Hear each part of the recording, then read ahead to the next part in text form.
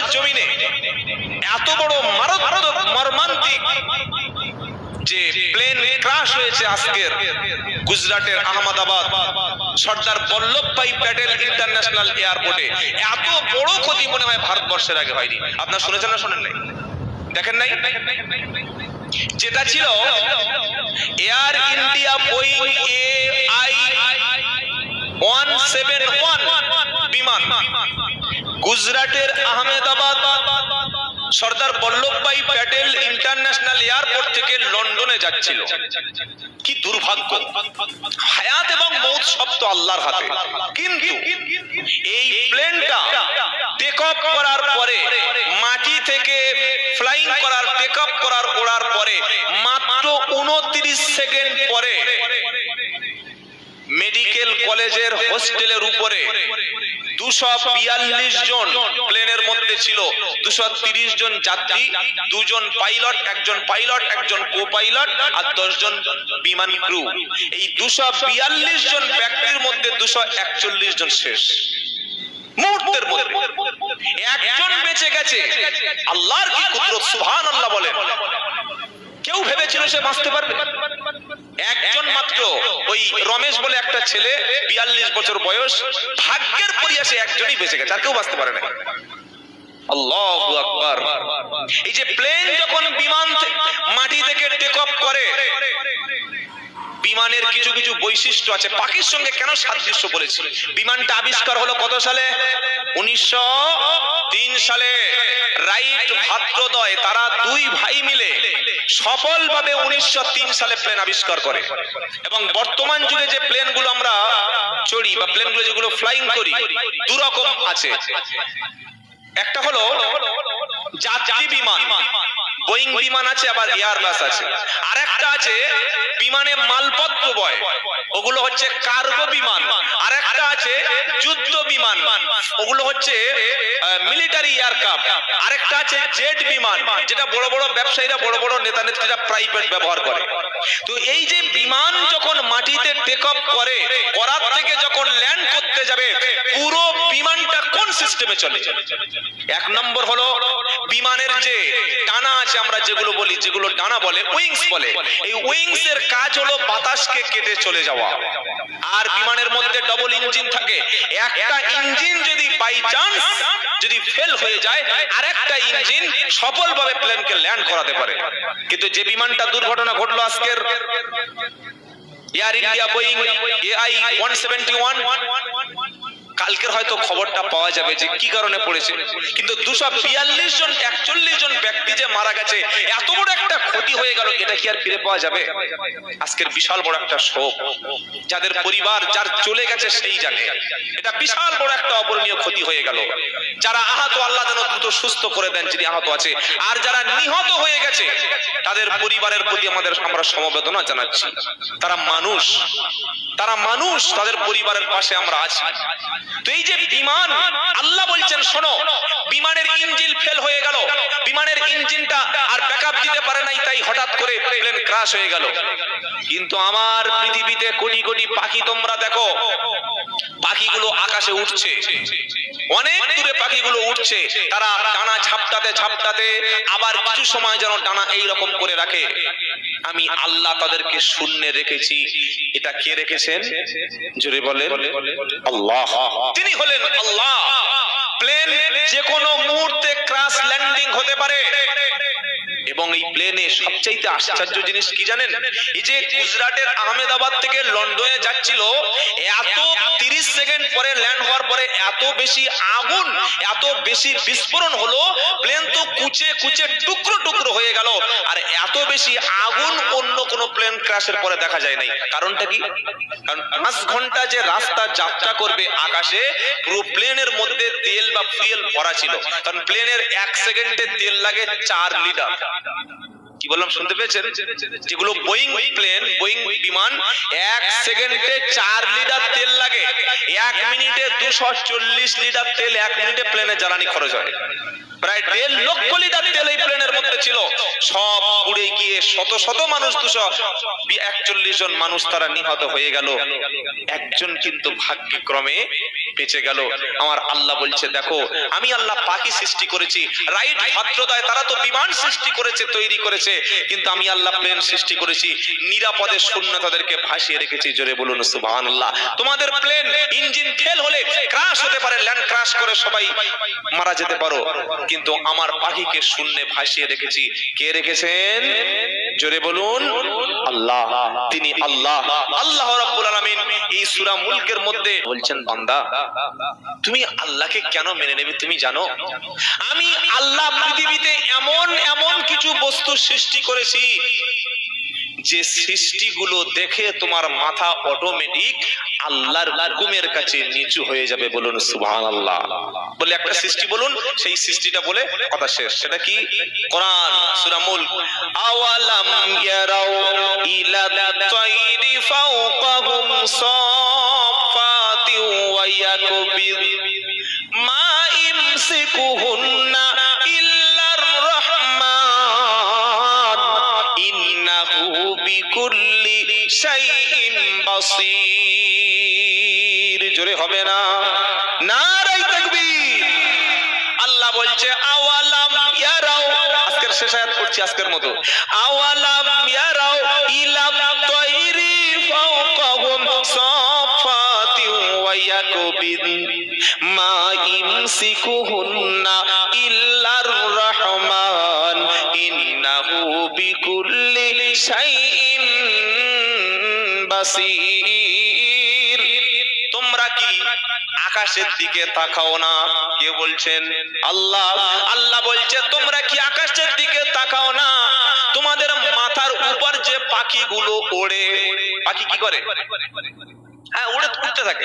পাখিগুলো যখন ওড়ে, চিল বলুন, বক বলুন, কাক বলুন, ময়না বলুন, পাখিগুলো আকাশে যখন ফ্লাইং করে, আল্লাহ বলছে শোনো, তারা ডানাটাকে এরকম ঝাপটায়, আবার কিছু কিছু সময় ডানাটা এই রকম ভাবে রেখে দেয়। বলো বলো মা ইমসিকুহুন্না ইল্লার রহমান। ওই আকাশের শূন্যের উপরে ওই পাখিটাকে কে ভাসিয়ে রেখে দেয়? কে রাখে? জোরে বলেন আল্লাহ। আজকের পৃথিবীতে পাখি এমন একটা আল্লাহর সৃষ্টি যেটার সঙ্গে প্লেন বা বিমানের অনেকটা সিমিলারিটি আছে, অনেকটা সাদৃশ্য আছে, অনেকটা মিল আছে। কি পবিত্র কিতাব বলুন তো, সুবহানাল্লাহ। এটা স্পর্শ করব, এটা তেলাওয়াত করব, আল্লাহ বলছে আগে ওযু করো। কোথায় লেখা আছে? লা ইয়ামাসসুহু ইল্লাল মুতাহহারুন। 27 নম্বর পারা 16 নম্বর পৃষ্ঠা 1 নম্বর লাইন 79 নম্বর আয়াত সূরার নাম ওয়াকিয়া। আল্লাহ বলছে তোমরা এটাকে টাচ করো না, স্পর্শ করো না, যতক্ষণ পাক এবং পবিত্র না হবে ততক্ষণ পর্যন্ত কোরআন স্পর্শ করো না। সুবহানাল্লাহ বলে। এবার আল্লাহ বলছে শোনো, তুমি ওযু করে নিলে, তুমি কোরআন পড়বে বলে রেডি হবে, কি বলে পড়বে? কি গো, আগে আমরা কি বলবো কোরআন পড়ার আগে? সন্ধ্যা থেকে যে বাচ্চারা, আমাদের মক্তবের বাচ্চারা এতক্ষণ কোরআন শরীফ পড়ছিল, আগে কি বলেছে? ইয়েস, আগে আউযু বিল্লাহ। এটা কোথায় আছে? 14 নম্বর পারা 17 নম্বর পৃষ্ঠা 8 নম্বর লাইন 98 নম্বর আয়াত সূরার নাম নাহাল। কোরআন বলছে ফাইদা কুরিআল কুরআনু ফাসতামিউ লাহু ফাইদা কুরিআল করাতাল কুরআনা ফাস্তাইদু বিল্লাহি মিনাশ শাইতানির রাজিম। ও বান্দা, তুমি যখন কোরআন পড়বে, কোরআন পড়ার আগে তুমি শয়তানের হাত থেকে, নিকৃষ্ট শত্রু ইমানের ইসলামের মুসলমানদের দুশমন শয়তানের হাত থেকে বাঁচার জন্য তুমি আগে আউযু বিল্লাহ পড়ে নেবে, আগে আমার কাছে আশ্রয় চেয়ে নেবে, চাওয়ার পরে তুমি কোরআনুল কারীম পড়তে শুরু করবে। জোরে বলুন। এবার আমি কোরআন শুরু করছি, যখন আমি পড়বো 1 ঘন্টায় 3 পারা, 1 ঘন্টায় 4 পারা, একদিনে 2 খতম, এরকম কোরআন পড়বো না, থেমে থেমে কোরআন পড়বো, আস্তে আস্তে কোরআন পড়বো। কোরআন উত্তর দিচ্ছে ইয়া আইয়ুহাল মুযাম্মিল কুমিল লাইলা ইল্লা কালিলা انقص منه قليلا أو زد عليه ورتل القرآن ترتيلا 29 নম্বর পারা সূরার নাম মুজাম্মিল, প্রথম থেকে 4 নম্বর আয়াত। মুজাম্মিল হলো বিশ্ব নবীর একটা নাম, সুবহানাল্লাহ বলেন। মুজাম্মিল মানে কম্বল মুড়ি দিয়ে চাদর মুড়ি দিয়ে শুয়ে আছেন, তাকে বলা হয় মুজাম্মিল। আল্লাহর নবী চাদর মুড়ি দিয়ে শুয়ে আছে, জিবরাইল এসে নবীকে ডাক দিয়ে বলছেন, ইয়া আইয়ুহাল মুজাম্মিল কুমিল লাইলা ইল্লা কালিলা নিসফাহু আবিন কুসমিনহু কালিলা আও জিদ আলাইহি ওয়ারাতিলিল কুরআনা তারতিলা। ও আমার চাদর ঢাকা ব্যক্তি, আমার বিশ্ব নবী, তুমি উঠে পড়ো, উঠে তুমি নামাজে দাঁড়িয়ে যাও। রাতের অর্ধেক অংশ অথবা তার চাইতে কিছু কম অথবা তার চাইতে বেশি অংশ নামাজে তুমি দাঁড়িয়ে যাও। নামাজ যখন শেষ হয়ে যাবে, নামাজের বাকি সময়টুকু ওয়ারাতিলিল কুরআনা তারতিলা, থেমে থেমে বুঝে বুঝে আস্তে আস্তে সুন্দর করে তুমি কোরআন পড়তে শুরু করো। জোরে বলুন। আমরা সবচাইতে তাড়াহুড়ো করি কোন কিতাবে? কোরআন শরীফ। জানি না রমজান মাসে আপনারা তারাবিতে কিরকম পড়েছিলেন। আমি একটা মসজিদে একবার তারাবি পড়তে ঢুকেছি, হাফেজ সাহেব পড়ছে, আল্লাহু আকবার। আলহামদুলিল্লাহি রাব্বিল আলামিন আর রহমানির রহিম মালিক ইয়াউমিদ্দিন ইয়াকা না'বুদু ওয়া ইয়াকা নাস্তাঈন। কি হলো এটা? মানে দম ফেলার আগেই সূরা ফাতিহা শেষ। এরকম পড়া কি উচিত? জোরে বলেন। বিশ্ব নবী যখন কোরআন পড়ছিল, জিবরাইল এসে আল্লাহর নবীর কাছে কোরআনুল কারীম দিয়ে গেল। এই কোরআনের পরিচয়টা কেন করাচ্ছি জানেন বাবা? যেহেতু আমি সূরা মুলক থেকে আলোচনা করব, যেহেতু বাচ্চারা সন্ধ্যা থেকে মক্তবে কোরআন শরীফ অনেক পড়েছে, অনেক কোরআন প্রতিযোগিতা হয়েছে, তাহলে কোরআনের গুরুত্বটা কি আমরা মনে করি কি জানেন? যে আমার বাচ্চা বাতাস লেগেছে, আমার বিবির সমস্যা, আমার দোকানে একটা সমস্যা, হুজুর একটা তাবিজ দাও, খালি তাবিজটা নিয়ে চলে আসলাম, এটাই শেষ। এর বেশি আমরা কোরআনকে গুরুত্ব দিই? আর মরে গেলে একটু খতম পড়ে নি, এই তো নাকি, ওই পর্যন্ত শেষ। আল্লাহর কসম করে বলছি, পৃথিবীর শ্রেষ্ঠ কিতাব আপনার ঘরে আছে, বলুন সুবহানাল্লাহ। নবী মুহাম্মদ সাল্লাল্লাহু আলাইহি সাল্লামের উপর যখন কোরআন নাজিল হচ্ছিল, আল্লাহর নবী কোরআন যাতে না ভুলে যায়, কোরআন যাতে মেমরি থেকে যাতে না হারিয়ে যায়, সেজন্য বিশ্ব নবী মুহাম্মদ মুস্তাফা সাল্লাল্লাহু আলাইহি সাল্লাম তাড়াহুড়া করে তিনি কোরআন পড়ছেন। আমার আল্লাহ ডেকে বলছেন, নবী কোরআন তাড়াহুড়া করে পড়বে না। কিভাবে পড়বে? লা তুহাররিক বিহি লিসানাকা লিতাজালা বিহি ইন্না আলাইনা জামআহু ওয়া কুরআনা ফাইদা করানাহু ফাত্তাবি কুরআনা সুম্মা ইন্না আলাইনা বায়ানা। 29 নম্বর পারা 2 নম্বর লাইনের 16-17 নম্বর আয়াত, সূরার নাম কিয়ামত। আল্লাহ বলছে, লা তুহাররিক বিহি লিসানাকা লিতাজালা বিহি। ও আমার প্রিয় নবী, তুমি যখন কোরআন পড়বে, তুমি ভাবছো জিবরাইল পড়ে রেখে চলে গেছে, তুমি যদি দ্রুত না পড়ো কোরআন হয়তো ভুলে যাবে। আমি আল্লাহ বলে দিচ্ছি, ফেরেশতা যখন পড়বে তুমি খুব অ্যাটেনশন দিয়ে শুনবে। যখন একবার শুনবে, শোনার পরে একবার তোমার জবান থেকে উচ্চারণ করবে, আমি আল্লাহ গোটা কোরআনুল কারীমটাকে তোমার সিনার মধ্যে মুখস্থ করিয়ে দেব। ও দায়িত্ব আমি আল্লাহ নিয়ে নিলাম। বললে কোরআন হেফাজত করবে, দায়িত্ব নিয়েছেন কে? আরে বলছেন না কেন? সারা পৃথিবীর সব মানুষ, সব সরকার, সব ক্ষমতাধর সবাই যদি কোরআনটাকে ব্যান করে দেওয়ার চেষ্টা করে, কোরআনটাকে যদি রিজেক্ট করে দেওয়ার চেষ্টা করে, বাজেয়াপ্ত করার চেষ্টা করে, আমার আল্লাহ বলছেন কখনো পারবে না। এই কোরআনের হেফাজতের দায়িত্ব ইন্না নাহনু নাযালনা যিকরা ওয়া ইন্না লাহু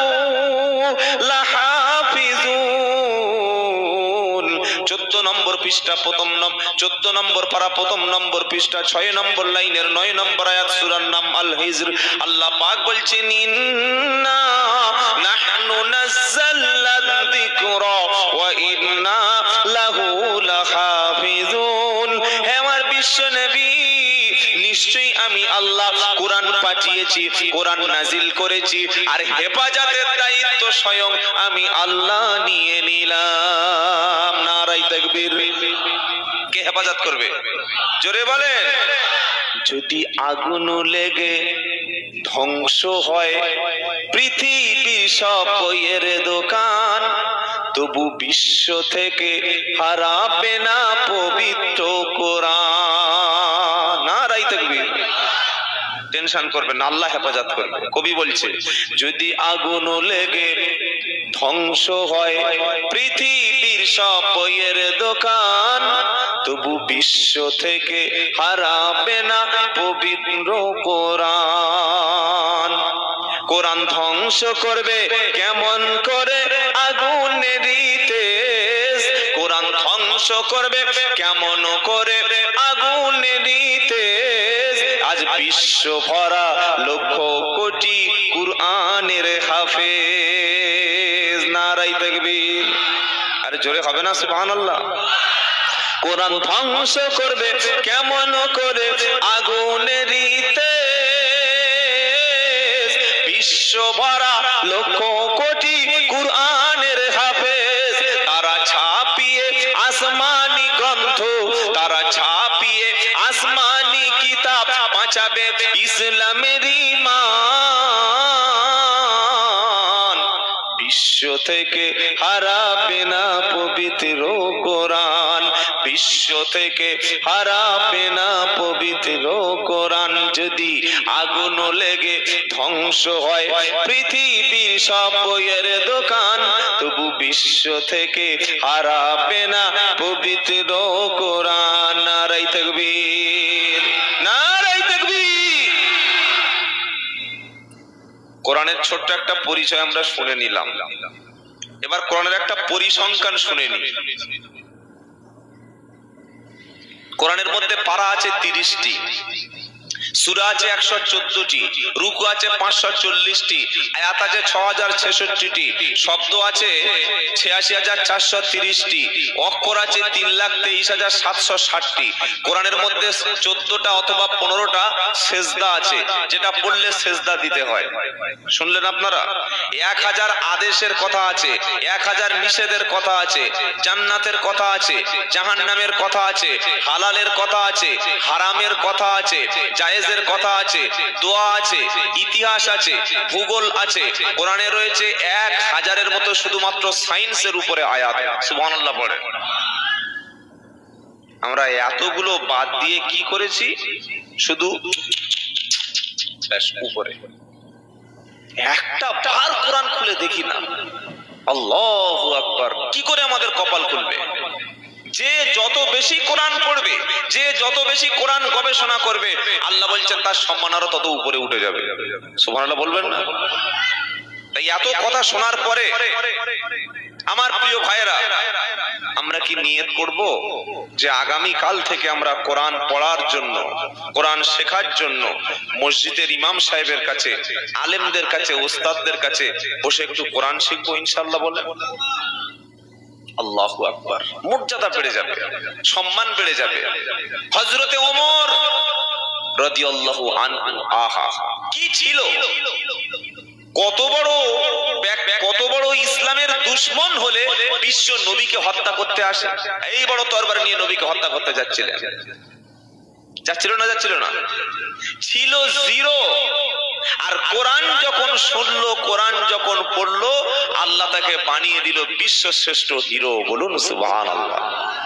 এত সম্মান বেড়ে গেল এই কোরআনুল কারীমের ওসিলায় ওমর ফারুকের, যে ওমর ফারুকের শানে কোরআনের 10টি আয়াত আল্লাহ নাজিল করে দিলেন। বলুন সুবহানাল্লাহ। সেই কোরআন আপনার ঘরে, আপনি পড়ুন, আপনি আমল করুন, আপনি বুঝুন। একটু পড়ুন, পড়বো ইনশাআল্লাহ। তাহলে যে সূরা থেকে আমরা আলোচনা শুরু করব বলেছিলাম, আমরা কোরআনের ছোট্ট একটা পরিচয় এবং পরিসংখ্যান নিয়ে নিলাম। সেই সূরাটির নাম হচ্ছে সূরাতুল মুলক। আমি আগেই বলেছি মুলক শব্দের অর্থ হচ্ছে সাম্রাজ্য। এই আসমান সৃষ্টি করেছেন কে? জোরে বলেন আল্লাহ। পৃথিবী সৃষ্টি করেছেন কে? আল্লাহ। পৃথিবীতে 195টা দেশ আছে, 7টি মহাদেশ আছে। পৃথিবীর যতটা দেশ আছে, মানে যতটা ভূমি আছে, যতটা ল্যান্ড আছে, তার 3 গুণ হচ্ছে পানি, জলরাশি। সবগুলির মালিককে আল্লাহ। আসমান জমিন সবকিছু কার হুকুমে চলে? আল্লাহর হুকুমে চলে। আল্লাহর হুকুমের বাইরে পৃথিবীর কোন মাখলুক, কোন সৃষ্টি চলে না, শুধু মানুষ ছাড়া। কথা বোঝাতে পারলাম না? আল্লাহর হুকুম ছাড়া পৃথিবীর কোন একটা মাখলুক চলবে না। কিন্তু মানুষের স্বাধীনতা দেয়া আছে।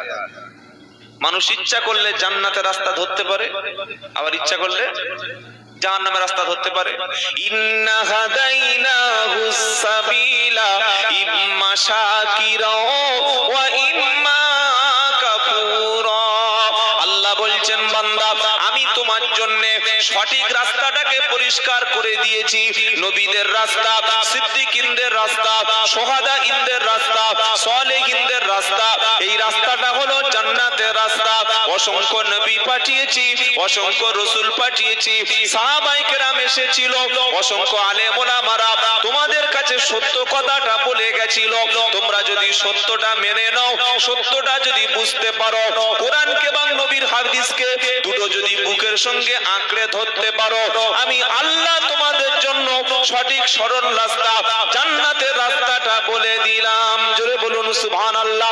আবার যদি তুমি কোরআন ছেড়ে, নবী ছেড়ে, আলেম ছেড়ে দাও, মসজিদ ছেড়ে দাও, মাদ্রাসা ছেড়ে দাও, দ্বীন যদি ছেড়ে দাও, ইসলাম যদি ছেড়ে দাও, তুমি নিজের জাহান্নাম নিজে কিনে নিয়ে নিজের আগুনে নিজে ঝাঁপ দেবে। সেদিন কিন্তু আল্লাহর সামনে কোনো ওজর পেশ করতে পারবে না। কারণ আল্লাহ যখন বান্দাকে জাহান্নামে ফেলে দেবে, জাহান্নামে দেওয়ার আগে, আগুনে ফেলে দেওয়ার আগে আল্লাহ তার বান্দাকে 3টি প্রশ্ন করবে। জোরে বলেন কটা? বলে হুজুর এটা কোথায় লেখা আছে? 24 নম্বর পারা, 5 নম্বর পৃষ্ঠা, 5 নম্বর লাইন, 71 নম্বর আয়াত। সূরার নাম জুমার। ওয়াসিকাল্লাযীনা কাফারু ইলা জাহান্নাম যুমারা হাত্তা ইযা জাউহা ফুতিহাত আবওয়াবুহা ওয়া ক্বালা লাহুম খাযানাতুহা আলাম ইয়াতিকুম রুসুলুম মিনকুম ইয়াতুলুনা আলাইকুম আয়াতি রাব্বিকুম ওয়া ইউনদিরুনাকুম লিকা ইয়াউমিকুম হাদা। একদল ব্যক্তিকে সেদিন জাহান্নামের দিকে যখন টেনে টেনে টেনে টেনে গলা ধাক্কা দিতে দিতে জাহান্নামের কাছে নিয়ে যাওয়া হবে, আগুনের কাছে নিয়ে যাওয়ার আগে জাহান্নামের দরজাটা জাহান্নামের ফেরেশতারা আগে থেকে ওপেন করে রাখবে। ফেলে দেওয়ার আগে জিজ্ঞাসা করা হবে, আলাম ইয়াতিকুম রুসুলুম মিনকুম, আল্লাহর পক্ষ থেকে তোমাদের কাছে কোন সতর্ককারী, কোন নবী, কোন রাসূল, কোন আলেম ওলামা, কোন আল্লাহর ওলি বান্দা, কোন দ্বীনের দায়ীরা, কোন আলেম ইমাম সাহেব, মুফতি সাহেব, মাওলানা সাহেব, পীর সাহেব, তারা কি দ্বীনের কথাগুলি তোমাদের কাছে বলল না? ইয়াতুলুনা আলাইকুম আয়াতি রাব্বিকুম, আমার কোরআনের কথাগুলি তোমাদের সামনে কি পড়ে তেলাওয়াত করে তারা শোনালো না? ওয়া ইউনদিরুনাকুম লিকা ইয়াউমিকুম হাদা, আল্লাহর সঙ্গে সাক্ষাৎ করতে হবে, কিয়ামতের দিন উঠতেই হবেই হবে, লুকিয়ে থাকতে পারবে না, তুমি পালিয়ে থাকতে পারবে না। এই কথাগুলি তোমাদের সামনে কোরআন থেকে কি খুলে খুলে আলোচনা করলো না? জাহান্নামীরা তখন বলবে, ক্বালু বালা, অবশ্যই অবশ্যই। আলেমেরা, নবীরা, আল্লাহ ওয়ালারা, উলামায়ে কেরামরা তারা কোরআন হাদিস থেকে কথা শুনিয়েছিল, আমরা শোনার পরে সেগুলো মানিনি। যদি মানতাম জাহান্নামী হতাম না। আপনাদের মসজিদে এসে আমি নামাজ পড়ে ওখানে একটু রেস্ট করছিলাম, ঠান্ডা মতো আছে। আপনাদের মসজিদে আজান হলে আজান বাড়িতে বসে বসে শুনতে পান তো? পান না? ওই যে মাইকের যে হর্ন গুলো লাগানো আছে ওগুলোর উদ্দেশ্যটা কি? মসজিদ কমিটি, মসজিদের যারা কমিটি আছেন তারা যে টাকা দিয়ে মাইকের হর্ন কিনে, মেশিন কিনে, সাউন্ড সিস্টেম কিনে গোটা এলাকার মানুষের কাছে সাউন্ডটা অপারেটর করছে, তাদের উদ্দেশ্যটা কি বলতে পারবেন? মুসিবতের দিনে, বিচারের দিনে, কিয়ামতের দিনে, যেদিন আল্লাহ হবে বিচারক, আল্লাহ হবেন বিচারপতি, কোন মানুষ যেন না বলতে পারে আল্লাহ আজান তো আমি শুনতে পাইনি, শুনতে পেলে মসজিদে যেতাম। আল্লাহ আসরের সময় আমি জানি না কখন আসর হয়ে গেছে, আল্লাহ মাগরিবের আজান শুনি নাই, এশার আজানটা আমার কানে আসেনি, এটা বলা যাবে? আজ থেকে 500 বছর 300 বছর আগে যখন মাইক আবিষ্কার হয়নি, লাউড স্পিকার আবিষ্কার হয়নি, সে সময় আপনি হলে বলতে পারতেন যে আল্লাহ আজান শুনি নাই, কোথায় টাইম যায়নি বলতে। যখন ঘড়ি আবিষ্কার হয়নি তখন বলতে পারতেন যে টাইম জানতাম না। এখন আজান চতুর্দিক থেকে হচ্ছে, হাইয়া আলাস সালাহ, দিনে 5 দুখানে 10 বার করে বলা হচ্ছে এসো নামাজের দিকে, এসো নামাজের দিকে, এসো নামাজের দিকে। এটা ডাকার পরে সাড়া দিচ্ছে না যারা, কিয়ামতের দিন জান্নাতের রাস্তা খুঁজে পাবে না তারা। আর হাইয়া আলাস সালাহ শব্দ শোনার পরে কাজ বাজ, ব্যবসা বাণিজ্য, চাকরি, দোকানপাট ছেড়ে দিয়ে আল্লাহর ঘরে গোলামের মতো হাজির হয় যারা, কিয়ামতের দিন আল্লাহ ডেকে তাদের জান্নাতের দরজা খুলে দেবে। বলুন সুবহানাল্লাহ। জান্নাতের দরজা খুলে দেবে এরকম কথা। ওয়াসিকাল্লাযীনা তাকাউ রাব্বাহুম ইলাল জান্নাতি যুমারা হাত্তা ইযা জাউহা ওয়া ফুতিহাত আবওয়াবুহা ওয়া ক্বালা লাহুম খাযানাতুহা সালামুন আলাইকুম তিবতুম ফাদখুলুহা খালিদিন। আল্লাহু আকবার। এটা 73 নম্বর আয়াত। আগের আয়াতটা ছিল যে জাহান্নামীদেরকে নিয়ে জাহান্নামে যাওয়া হবে আর দরজা জাহান্নামের ফেরেশতারা খুলে দেবে। আর এই আয়াতটা বলছে জান্নাতীদের। কি বলছে? ওয়াসিকাল্লাযীনা তাকাউ রাব্বাহুম ইলাল জান্নাতি যুমারা। জান্নাতি ব্যক্তিদেরকে, ঈমানদারদেরকে, আল্লাহ ওয়ালাদেরকে, নামাজি মুসলমান ব্যক্তিদেরকে যখন ফেরেশতারা ওয়েলকাম জানাতে জানাতে, স্বাগত জানাতে জানাতে আল্লাহর জান্নাতের দিকে যখন নিয়ে যাওয়া হবে, আগে থেকে ফেরেশতারা জান্নাতের দরজাগুলি আমার এবং আপনার জন্য খুলে দেবে। সুবহানাল্লাহ পড়ে দিয়ে ফেরেশতারা কি বলবে? ওয়েলকাম জানাবে, সংবর্ধনা দেবে আর বলবে সালামুন আলাইকুম তিবতুম ফাদখুলুহা খালিদিন। আল্লাহর পক্ষ থেকে তোমাদের উপর শান্তি এবং শান্তি। সুবহানাল্লাহ পড়ে রাস্তা বেছে নিন, হয় জান্নাতে যাবেন না জাহান্নামে যাবেন। এখন থেকে আপনাকে একটা বেছে নিতে হবে, ডিসিশন আপনার নিতে হবে। মনে থাকবে ইনশাআল্লাহ।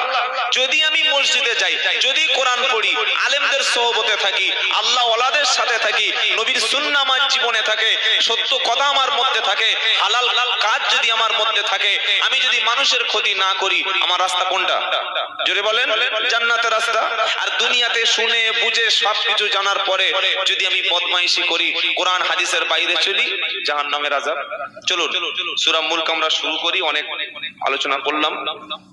সূরা মুলক হলো আল্লাহর সাম্রাজ্য নিয়ে আল্লাহ আলোচনা করছেন। এই সূরাটির ফজিলত আমি বলেছি, আপনারা শুনেছেন তো সূরার ফজিলত কি বলুন তো? যদি কোনো ব্যক্তি নিয়মিত সূরা মুলক তেলাওয়াত করে বা পড়ে, ততক্ষণ পর্যন্ত সূরা মুলক আপনার জন্য সুপারিশ করতেই থাকবে, আপনার জন্য আল্লাহর কাছে বলতেই থাকবে। যতক্ষণ আল্লাহ আপনাকে ক্ষমা না করে জান্নাতে দিচ্ছে, ততক্ষণ সূরা মুলক সুপারিশ করবে। একবার জোরে বলবেন না সুবহানাল্লাহ।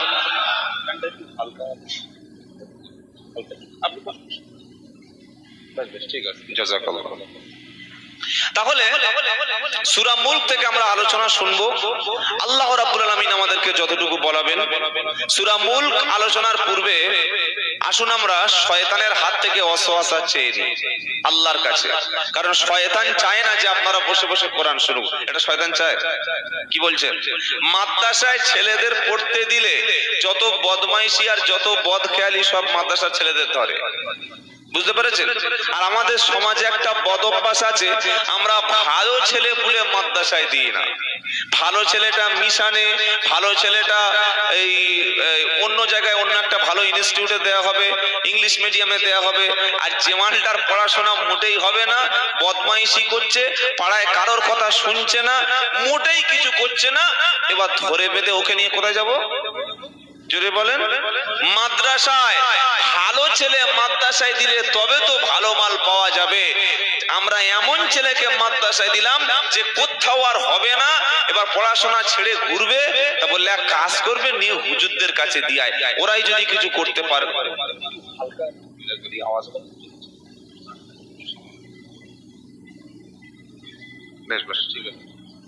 বাবাজিরা, আল্লাহ ভাইরা, সকলে নিয়ত করুন, যাদের ছেলে বড় হয়ে গেছে ব্যাপারটা আলাদা, যাদের বাড়িতে সন্তান আছে নিয়ত করুন প্রথম সন্তানটা আলেম বানাবো ইনশাআল্লাহ। বলেন, এটা কি মন থেকে বলছেন না আমি বলতাম বলে বলেছেন? মন থেকে তো? কি গো, এই মাদ্রাসায় ছেলে আলেম হয়ে বাড়িতে ফিরে এসে যখন ইলম অনুযায়ী আমল করবে, কোরআন সুন্নাহ অনুযায়ী চলবে, এরকম কোরআন ওয়ালা সন্তান 10 জন ব্যক্তিকে সুপারিশ করে আল্লাহ জান্নাতে নিয়ে যাবে। বলুন সুবহানাল্লাহ। সবচাইতে বড় লাভ কি জানেন? আমি এবং আপনি যেদিন মারা যাব, জানাজার নামাজটা সেদিন আমার ছেলে আমার লাশের সামনে দাঁড়িয়ে পড়বে। ওর কবরে মাটি দেওয়ার পরে দোয়া যখন হবে, যখন সকলে দোয়া করবে, আর আমার ছেলে যখন আমার জন্য দোয়া করবে, দুটো কখনো এক হবে? রমজান মাসে জিয়ারাত করেন, ঈদের দিনে কবর জিয়ারাত করেন, লাইলাতুল কদরে জিয়ারাত করেন, জুমার দিনে জিয়ারাত করতে যান। যখন মনে হয় আমরা কবর জিয়ারাত করি, করি কি করি না? এটা ইমাম সাহেবকে দিয়ে করাই, আলেমকে দিয়ে করাই, হুজুরকে দিয়ে করাই। কিন্তু আমার ছেলে যখন আলেম হবে, তখন কোনো হুজুর ইমাম আর লাগবে না, নিজেই গিয়ে বাপের কবরের সামনে দাঁড়িয়ে আল্লাহর কাছে হাত দুখানা তুলে যখন বলবে, রব্বিরহামহুমা কামা রব্বায়ানি সগীরা। এটা কিসের দোয়া? কিসের দোয়া বলেন? মা বাপের জন্য দোয়া। বলেন, রব্বিরহামহুমা কামা রব্বায়ানি সগীরা। এই দোয়াটা বাপ মার জন্য প্রত্যেক নামাজের শেষে মায়েরা অথবা ভাইয়েরা যখন আল্লাহর কাছে হাত তুলবেন দোয়া করবেন, সব সময় আব্বা আম্মার জন্য দোয়া করবেন। দোয়াটার অর্থ কি? আল্লাহ তুমি তাদের দুজনের উপরে রহম করো, বাবা মায়ের উপরে রহম করো। আমি যখন ছোট ছিলাম, আমার শৈশবে, কিশোরে, যুবক বয়স পর্যন্ত সমস্ত দায় দায়িত্ব নিয়ে তারা যেভাবে লালন পালন করে বড় করেছে, আজকের কবরে তারা অসহায়, তারা নিপীড়িত, তারা আমাদের কাছে দোয়ার মুহতাজ। আমরা তাদের জন্য হাত তুলেছি। আল্লাহ তাদের দুজনকে তুমি শান্তিতে রাখো, তোমার রহমতের চাদরের তলায় রেখে দাও।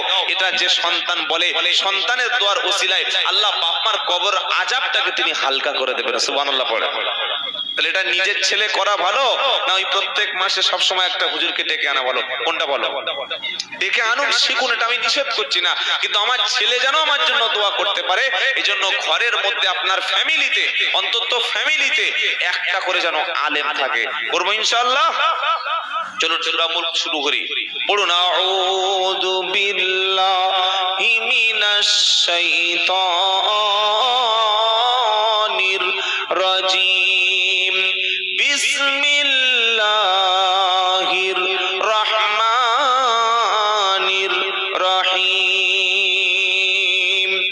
এই সূরাটি হলো আল্লাহর নবী সাল্লাল্লাহু আলাইহি সাল্লামের নবুয়ত বা নবী হওয়ার পর মদিনায় ছিলেন 10 বছর, আর মক্কা শরীফে ছিলেন কত বছর জানেন না আপনারা? টোটাল নবী সাল্লাল্লাহু আলাইহি সাল্লাম নবুয়ত পাওয়ার পরে 23 বছর বেঁচে ছিলেন। নবীর হায়াত ছিল, এই দুনিয়ার হায়াত ছিল বিশ্ব নবীর 63 23 বছর সময়টা নবুয়ত পাওয়ার পরে মক্কায় ছিলেন 13 আর মদিনায় ছিলেন 10। এবার কোরআনের মধ্যে সূরা আছে দু রকমের সূরা, একটা মাক্কি সূরা আর একটা মাদানী সূরা। মাক্কি সূরা কোনগুলো? নবীর মক্কা শরীফের জীবনে যে যে আয়াতগুলো সূরাগুলো নাজিল হয়েছিল ওই সূরাগুলিকে বলা হয় মাক্কি সূরা। আর মদিনা শরীফে হিজরত করে চলে যাওয়ার পরে যে সূরাগুলো বিশ্ব নবীর উপরে এসেছিল ওই সূরাগুলির নাম হচ্ছে মাদানী সূরা। মাক্কি সূরার বৈশিষ্ট্য কি? মক্কার সূরার মধ্যে বৈশিষ্ট্য হচ্ছে আখিরাতের কথা, কবরের কথা, মিজানের কথা, পুলসিরাতের কথা, জাহান্নামের কথা, জান্নাতের কথা, এই কথাগুলি আলোচনা হয়েছে মাক্কি সূরায়। আর মদিনার সূরাগুলো বুঝবো কি করে? মদিনার সূরাগুলোর মধ্যে আইন কানুন, দেশ চালানো, রাজনীতি, অর্থনীতি, সমাজনীতি, রাষ্ট্রনীতি, পররাষ্ট্রনীতি, ধর্মনীতি, সব কিছু আইন কানুনের ব্যাপারগুলো আল্লাহ মদিনা শরীফেই নাজিল করেছিলেন। সুবহানাল্লাহ বলেন। তাহলে সূরা মুলক যে সূরাটি আমি তেলাওয়াত করলে আল্লাহ রাব্বুল আলামিনের কাছে এই সূরাটি আমার জন্য সুপারিশ করতেই থাকবে যতক্ষণ না ক্ষমা করে দেওয়া হচ্ছে। এই সূরা মুলকটা নাজিল হয়েছে মক্কা শরীফে। কোথায় নাজিল হয়েছে? মক্কা শরীফে। আল্লাহর নবী যখন মক্কা শরীফে ছিলেন বিশ্ব নবীর উপরে এই সূরাটি আল্লাহ তাআলা নাজিল করে দিয়েছিলেন। সূরার প্রথমে আল্লাহ বলছেন তাবারাকাল্লাযী বিআদিহিল মুলকু ওয়া হুয়া আলা কুল্লি শাইইন কাদির। সুবহানাল্লাহ পড়েন।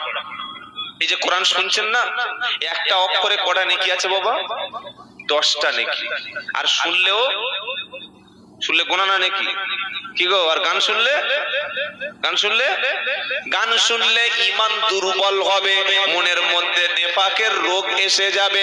যে যত বেশি গান শুনবে আল্লাহর ভয় তার মনের মধ্য থেকে তত চলে যাবে। গান শুনতে শুনতে একদিন মনে হবে অশ্লীল কিছু দেখে ফেলি, হারাম কিছু দেখে ফেলি। কোন বান্দা যখন আল্লাহর কোরআন শোনা থেকে বিরত থাকে, গান শুনতে শুনতে এক সময় আজান তার কাছে ভালো লাগে না, কোরআন তার কাছে ভালো লাগে না, আলেম উলামাদের কথাটা তখন তার কাছে ভালো লাগে না, তখন তার মনের মধ্যে শয়তানের বাসা বেঁধে যায়। আর তখন নামাজ রোজা তার কাছে মোটে ভালো লাগে না। তাই যতক্ষণ সময় পাবো আমরা শুনবো কোরআন, কারণ পড়লে নেকি, শুনলে নেকি। কিতাব কোরআনটা পড়লে নেকি, শুনলে নেকি, দেখলে নেকি হয়। আর কোরআন পড়ে মেনে নিলে জান্নাত পাওয়া যায়। সুবহানাল্লাহ বলে। সূরা মুলকের প্রথম আয়াতে আল্লাহ শোনাচ্ছে তাবারাকাল্লাযী, বরকতময় তিনি। তাবারক শব্দ ব্যবহার করেছেন। কি শব্দ? তাবারাকাল্লাযী। আবার এই তাবারক শব্দটা সূরা ফুরকানে আছে। তাবারাকাল্লাযী নাযালাল ফুরকানা আলা আবদিহি লিয়াকুনা লিল আলামিনা নাযীরা। 18 নম্বর পারা, 18 নম্বর পৃষ্ঠা, 13 নম্বর লাইনের 1 নম্বর আয়াত সূরা ফুরকান। আল্লাহ বলছেন বরকতময় তিনি, যিনি তার বিশ্ব নবীর উপরে ফুরকান নাজিল করেছেন। ফুরকান হলো কোরআনের আরেকটা নাম। কোরআনের অনেকগুলো নাম আছে বাবা। জিকির, হুদা, বুশরা, মুবিন, কোরআন, ফুরকান, এগুলো কিসের নাম? কোরআন। ওখানে তাবারক, এখানে তাবারক শব্দ। আল্লাহ কি বলছেন? তাবারাকাল্লাযী, বরকতময় তিনি, বিয়াদিহিল মুলক, যার হাতে রয়েছে সমস্ত সাম্রাজ্য। কিসের সাম্রাজ্য? সমস্ত ক্ষমতা, সাম্রাজ্য একচ্ছত্র, সমস্ত ক্ষমতা যার হাতে, সমস্ত সাম্রাজ্য যার হাতে, তিনি হলেন আল্লাহ। বরকতময় তিনি, যার হাতেই রয়েছে ক্ষমতা। সুবহানাল্লাহ বলেন। কাকে তিনি ক্ষমতায় আনবেন আর কাকে তিনি নামিয়ে দেবেন, এটা ঠিক করেন কে? জোরে বলেন। অনেক নেতা, অনেক নেত্রী, অনেক দল, অনেক পাওয়ার। ফেরাউন ছিল সুপার পাওয়ার। এখন পৃথিবীর সুপার পাওয়ার হচ্ছে আমেরিকা, জানেন তো আপনারা? জানেন না? চায়নাও চেষ্টা করছে সুপার পাওয়ার হওয়ার, রাশিয়াও চেষ্টা করছে সুপার পাওয়ার হওয়ার, হ্যাঁ ব্রিটেনও চেষ্টা করছে, কিন্তু আমেরিকা এখন সুপার পাওয়ার। সেই যুগে মুসা নবীর যুগে সুপার পাওয়ার ছিল মিস্টার ফেরাউন। হ্যাঁ, আবার নমরুদও ওই ইব্রাহিম আলাইহিস সালামের যুগে নমরুদও ছিল সুপার পাওয়ার। তারা প্রত্যেকে সুপার পাওয়ার বলতো, কিন্তু আল্লাহ বলছে সুপার পাওয়ার কে? জোরে বলেন। তাবারাকাল্লাযী বিয়াদিহিল মুলকু ওয়া হুয়া আলা কুল্লি শাইইন কাদির। বরকতময় তিনি, যার হাতে রয়েছে সমগ্র সাম্রাজ্য, যার হাতে রয়েছে সবকিছু ক্ষমতা। আবার সূরা ওই আলে ইমরান আল্লাহ বলছে কুলিল্লাহুম্মা মালিকাল মুলকি তুতিল মুলকা মিম্মান তাশা ওয়া তুইজ্জু মান তাশা ওয়া তুদিল্লু মান তাশা বিয়াদিকাল খায়র ওয়া হুয়া আলা কুল্লি শাইইন কাদির। বলো, রাজাদিরাজ সমস্ত সাম্রাজ্যের একচ্ছত্র মালিক তিনি হলেন আল্লাহ। তিনি যাকে খুশি তিনি ইজ্জত দান করেন, আবার যাকে খুশি তিনি বেইজ্জত দান করেন। তিনি যাকে খুশি ক্ষমতা দান করেন, আবার যাকে খুশি তিনি ক্ষমতা কেড়ে নেন। সব কিছুর মালিক হলেন কে? বাংলাদেশের লেডি ফেরাউন ছিল হাসিনা। 15 বছর পরে আল্লাহ লাথি মেরে ক্ষমতা কেড়ে নিল। রান্না করেছে খাবার সময়টুকু, জোরে বলেন। আবার সিরিয়ায় ছিল বাশার আল আসাদ। 53 বছর তার বাপ এবং সন্তান দুজনে মিলে সাম্রাজ্য কায়েম করেছে, নিরীহ মানুষদেরকে হত্যা করেছে। আল্লাহ এক মুহূর্তের মধ্যে তাদের হাত থেকে ক্ষমতা কেড়ে নিয়েছে। ফেরাউনকে ডুবিয়ে মেরেছে নদীতে, আর নমরুদকে জুতা পিটা করতে করতে দুনিয়া থেকে বিদায় করে দিয়েছে। ক্ষমতা কার হাতে আসবে, কাকে ক্ষমতায় রাখবে, এটা ঠিক করেন কে? সমস্ত ক্ষমতার মালিক হলেন আল্লাহ। ওয়া হুয়া আলা কুল্লি শাইইন কাদির। সমস্ত সবকিছুর উপরে আল্লাহ ক্ষমতাবান। আপনি যে কোনো দল করুন, আমার অসুবিধা নাই, কিন্তু আমাদের সমাজের মধ্যে একটা শিরকি কথা, কুফরি কথা লুকিয়ে আছে। মানুষ কি বলে জানেন? ভোটের সময় আসলে নেতারা আমাদের মাথা গরম করে দেয় আর বলে জনগণ হলো ক্ষমতার উৎস। বলে না? এই বাবা শোনেন নাই? জনগণ ক্ষমতার উৎস, আপনারাই পাওয়ার, আপনারাই আমাদের সাথে আছেন, আমরাই এবার ক্ষমতা। বলে কি বলে না? আমি কিন্তু কোন দলের এগেইনস্টে বলছি না, সবার কথা বলছি। কিন্তু এখানে কোরআন বলছে ওয়া হুয়া আলা কুল্লি শাইইন কাদির। আল্লাহ হলেন সমস্ত ক্ষমতার উৎস। আর আমাদের নেতারা আমাদের কি বলেন? সমস্ত ক্ষমতার উৎস নাকি জনগণ। কোন জনগণ? যে জনগণের পায়ে একটা মশা বসলে লাফ দিয়ে ওঠে, যদি ওই পিছন থেকে একটা 6 ফুট সাপ আসে, ফোঁস করে কামড় দিলেই মারা যায়। আপনারা লেখা ওই বিষাক্ত সাপের কি বলে? বলেন। সাপ তো জানি, বিভিন্ন রকমের সাপ তো আছে। আমাদের 24 পরগনায় বলে ওই কেউটে সাপ, খড়িশ। আচ্ছা আচ্ছা, খড়িশ সাপ যদি ওপারে ঢোকে আর 3-4 জন যদি বলে বড় খড়িশ ঢুকেছে, আপনারা বসবেন তো নাকি?